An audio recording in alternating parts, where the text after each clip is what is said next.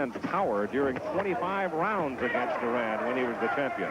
And 2 more solid right hands to the center of the head by Rosario. There's a good right hand by Viruet. So Viruet counters with perhaps his best punch of the fight.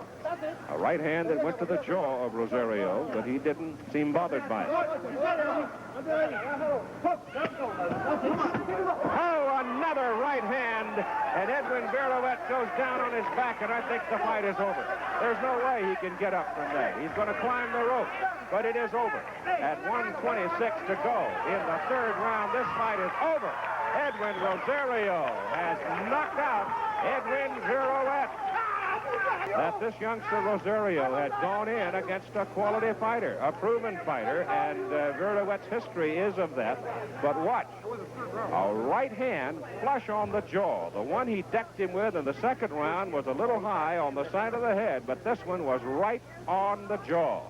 And Edwin Viruet sat down. As he started to get up, he was looking straight at me, and I knew full well there was no way in the world the fight could continue past that point.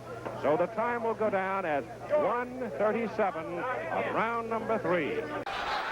Well, Teddy, we had some reservations when we heard about the opponent switch and Doucette's story of how he got here and the fact that they kept waking him up, making him weigh in. But as you mentioned, he obviously has been in the ring before, but right now he's just being outclassed.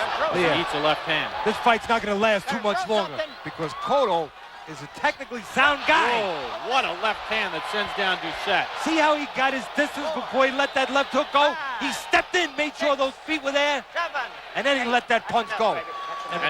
And now the referee's going to stop it. Doucette got up quickly, but the referee, Jerry McKenzie, did the right thing. He asked him if he was okay, if he wanted to continue, and Doucette realized the situation. Take a look at the last knockdown. Left hand, right on the button. Doucette got up, plenty of time. But that was the 2nd time that he was down. Look at the way Cotto was set. His feet were under him. He was real strong with his legs, and his distance was perfect. Gennady Golovkin said, it's the responsibility, courage is the responsibility of every fighter, and Macklin showing it here. Absolutely. Macklin pressing the action here in round 3, wants to try to get something done that will in some way discourage Golovkin from stalking the way he is. Macklin's not going to pack it in and lay down. Golovkin's going to have to do what he has to do. Like that to get Body Macklin shot out of here. Puts Macklin down. Down twice against Sergio Martinez. May not be able to get up from this. Probably can't.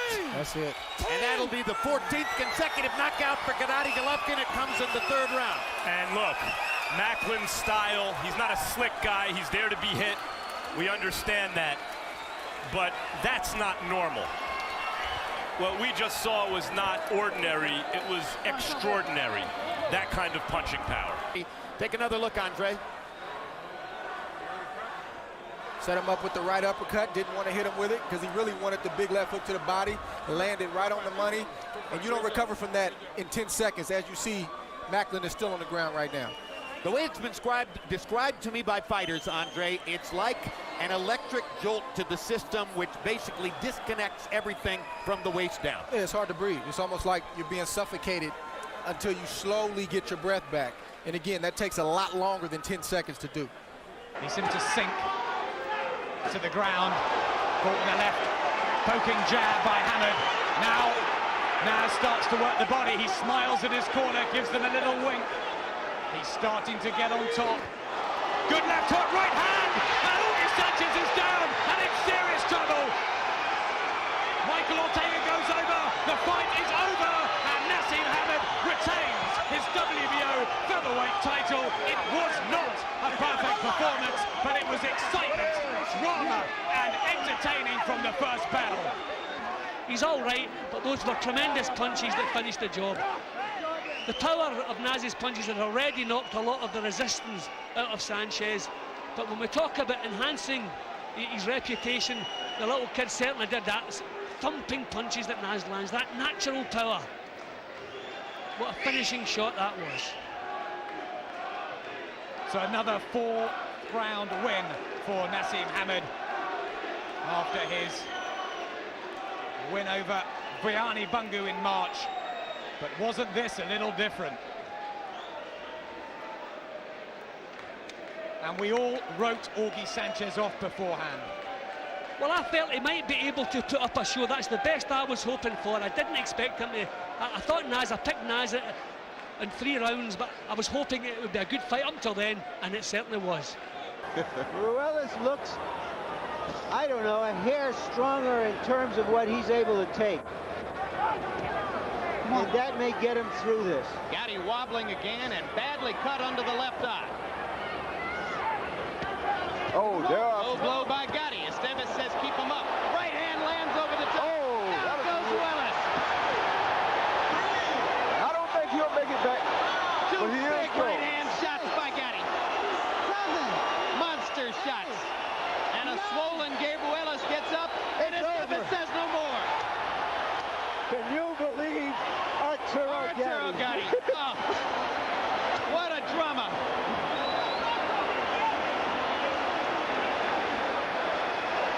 Come on, baby. All right, Roy, let's take a look first at the uppercut by Gabriel that hurt Arturo Gatti early in the round. That was an uppercut that he was landing all night long. That's how he first hurt Gatti, and that's how he last hurt Gatti. But you have to remember, Arturo Gatti is one of the strongest punchers pound for pound in the division. There it is, right off the hook. It came right up under his left elbow, and it landed clearly. Now let's take a look at the end of the fight and watch the right hand shots by Gatti. Left hook, I think, is what ended it. Right there. You're right. Right there, and that was all she wrote. Yep, so the 2 right hands, one big, one little, setting up the monster left hook. There's the left hook, and over it is. I think the body shots are really what weakened Gabriel Ruelas. At the end, it was just a matter of time before Arturo caught him with a big shot. What they don't realize Well, is as long as Arturo could stand up. Yes, but Arturo wants this kind of fight. I would say at this moment that the main difference between them seems to me that Benitez is capable of mounting sudden and very dramatic and effective attacks, and Morris doesn't quite seem to be able to do that. He's plodding away very gamely, but I'm not sure that he has too many surprises left for Benitez.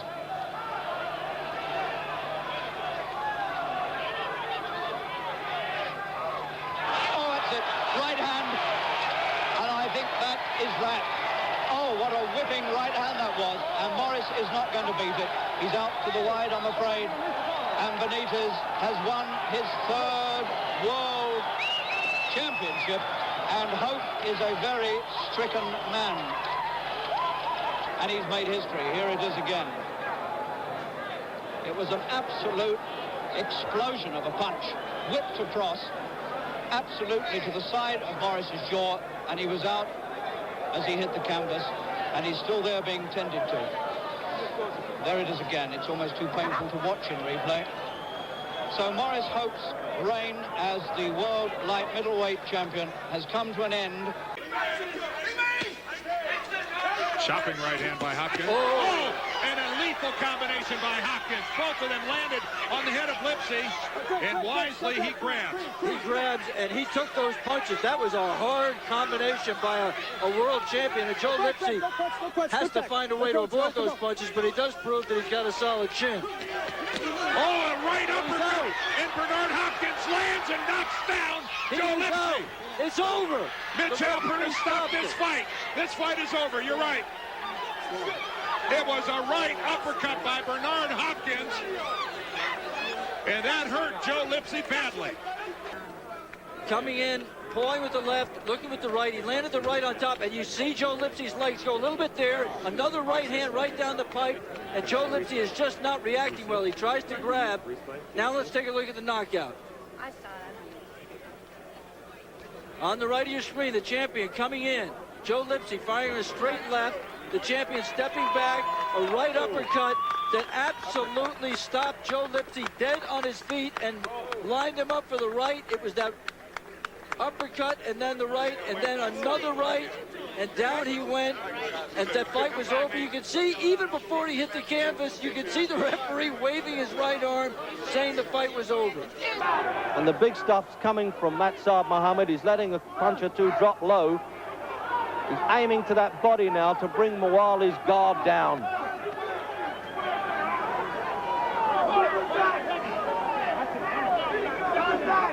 And the referee congratulating him on breaking when he asked him to.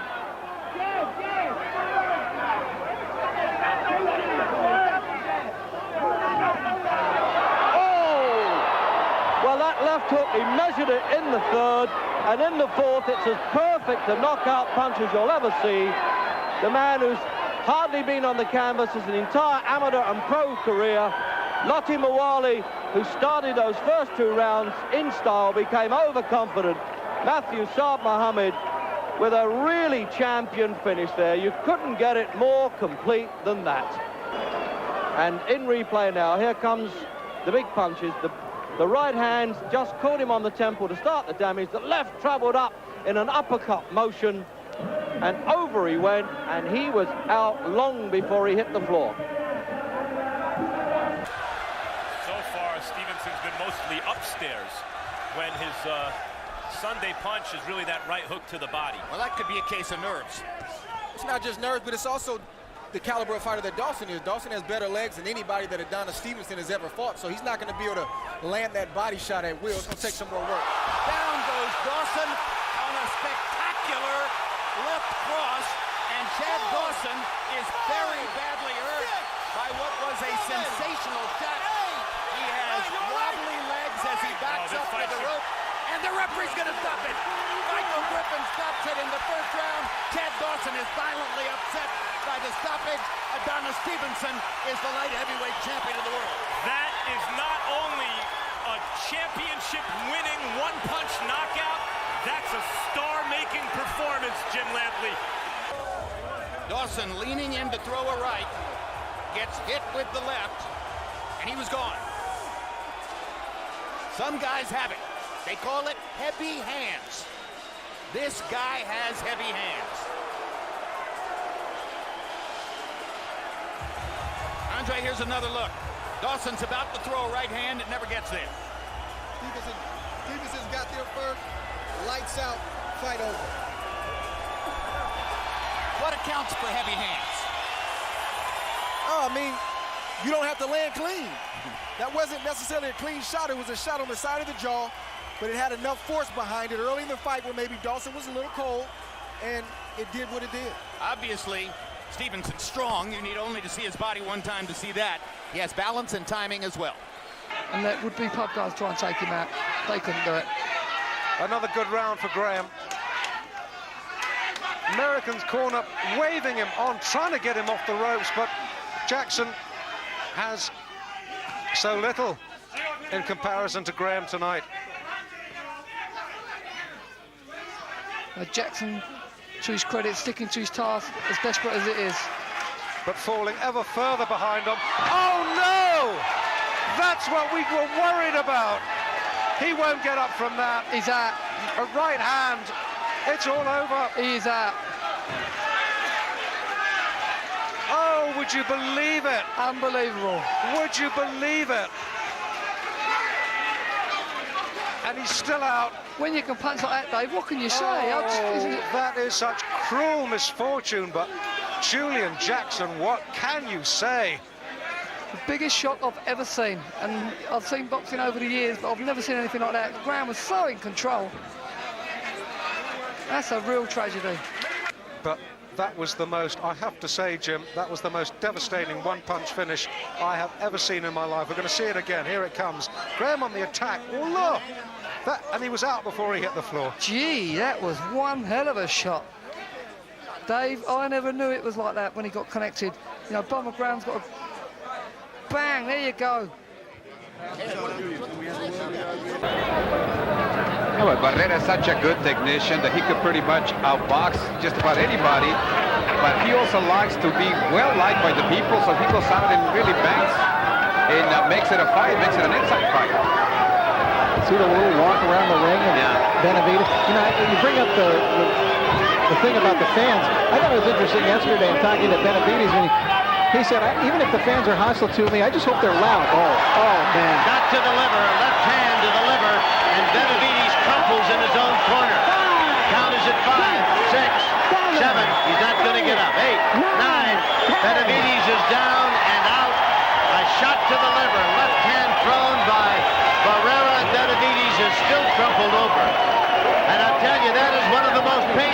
devastating punches one fighter can land on another. You just go paralyzed. It's going to be a one-punch knockout with a body to the body by Marco Antonio Barrera, setting it up. Punch to the head first, and then the left hook to the body. A short, compact left hook to the body, and that was it for Benavidez. It was a clean punch. You'll see, first of all, a left hook to the head, which will set it up, and then the left hand to the body. Watch the pain on the face of Benavidez. Yeah, excruciating. I mean, he was moving away from it, and suddenly the whole thing just overcame him, and down he went. Watch that shot right there. Oh, man. Well, I called it one punch. There really was the punch to the head, which opened it up for him. Double left hand to the head, then the left to the body. Down goes Benavidez. There he is. That's the hook. Stop. He'll wait around a minute and a half and do it to you again. Just when you're waiting for it again, he throws the right. They found something funny in there. We'll have to ask them later what it was. Hard right hand by Mosley. Stuns Stone and stops him in his tracks. Zane trying to land two. Another hard right hand. Stone is in trouble. Left hook, and Jane Nady stops the fight. That is a flat-out knockout on a brilliant left hook by Jane Mosley. You know, Eddie Futch has said he belongs with any of the great old-timers. That's good enough for me. Didn't take him long to solve the awkward style of a fighter who didn't belong in the same class or ring with Shane Mosley. Now here comes the left hook.